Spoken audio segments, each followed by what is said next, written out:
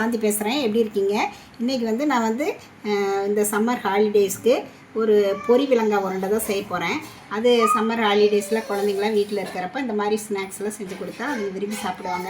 இதில் பொட்டுக்கடலை, நடக்கடலை, அரிசி, பாசிப்பயிறு எல்லாம் போட்டு செய்கிறதுனால, தேங்காயெலாம் போட்டு செய்கிறதுனால ரொம்பவும் டேஸ்ட்டாக இருக்கும்.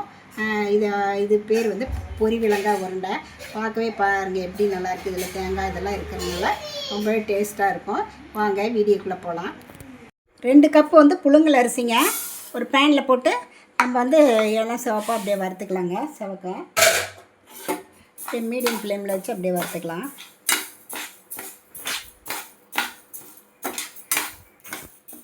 பாருங்கள் அப்படியே வறுக்கிறேன். இன்னும் கொஞ்சம் லைட்டாக வறுத்தா போதும்.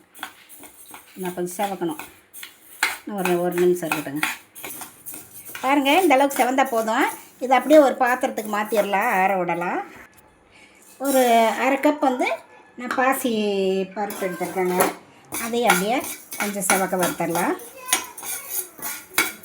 இதுலேயே ஒரு சுக்கு, சின்ன துண்டாக ஒரு சுக்கும், ஏலக்காய் ஒரு 4-5 ஏலக்காய் இதையும் போட்டு அப்படியே வறுத்துக்கலாங்க. அதுலேயே அப்படியே வறுப்பட்டுரும். தனியாக வறுத்தா கருகிரும். அதனால் இதுலேயே வறுத்துக்கலாம்.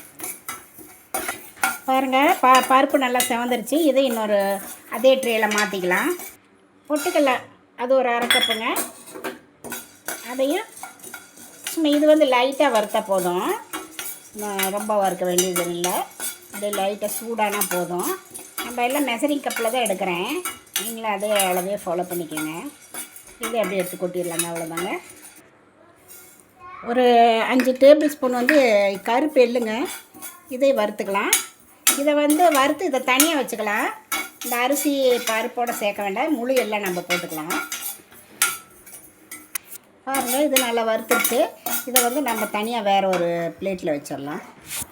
ஒரு டேபிள் ஸ்பூன் நெய் ஊற்றிக்கலாங்க.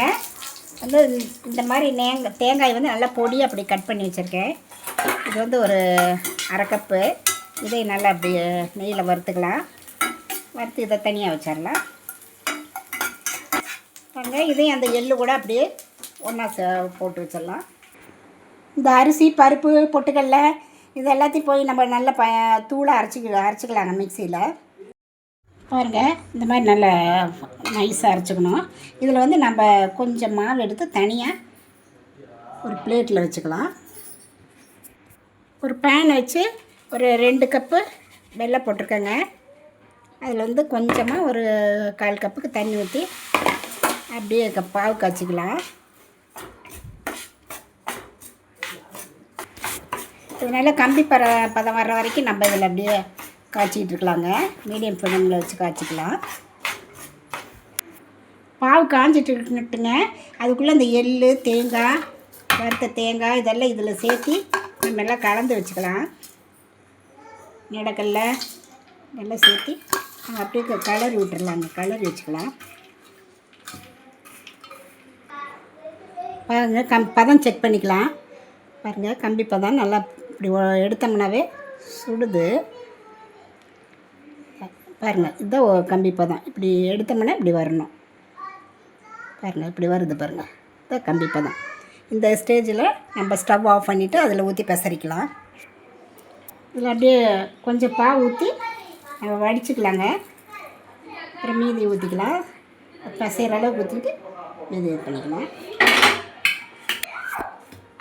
நல்லா பிசைகிற அளவுக்கு ஊற்றிக்கலாம். பத்தலைன்னா கூட இன்னும் கொஞ்சம் ஊற்றி நம்ம பிசைஞ்சிக்கலாங்க.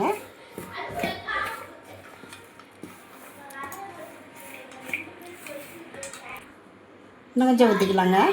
ஆனால் ரொம்ப ஊற்றிட்டோம்னா அப்புறம் உருண்டை கொழகொழான்னு போயிடும்.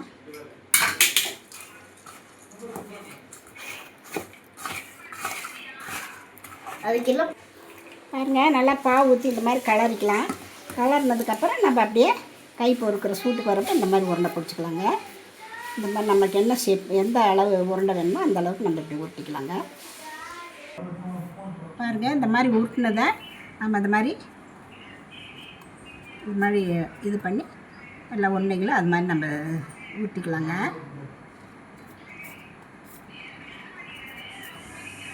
பாருங்கள் எல்லாம் உருண்டை பிடிச்சிட்டேன். பார்க்கவே எப்படி இருக்குன்ட்டு. இப்போ வந்து இந்த சம்மர் ஹாலிடேஸில் குழந்தைங்களுக்குலாம் இந்த மாதிரி நீ செஞ்சு கொடுத்தீங்கன்னா ரொம்ப விரும்பி சாப்பிடுவாங்க. அது இந்த தேங்காய், எள்ளு, பொட்டுக்கடலை இதெல்லாம் ரொம்ப உடம்பு ஹெல்த்தியானது கூட. இது மாதிரி நீங்களும் செஞ்சு பார்த்துட்டு எப்படி இருக்குன்ட்டு ரதியா சமையல் சப்ஸ்கிரைப் பண்ணுங்கள், லைக் பண்ணுங்கள், ஷேர் பண்ணுங்கள். அடுத்த வீடியோவில் வேறு ரெசிபியோடு சந்திக்கிறேன். வணக்கங்க.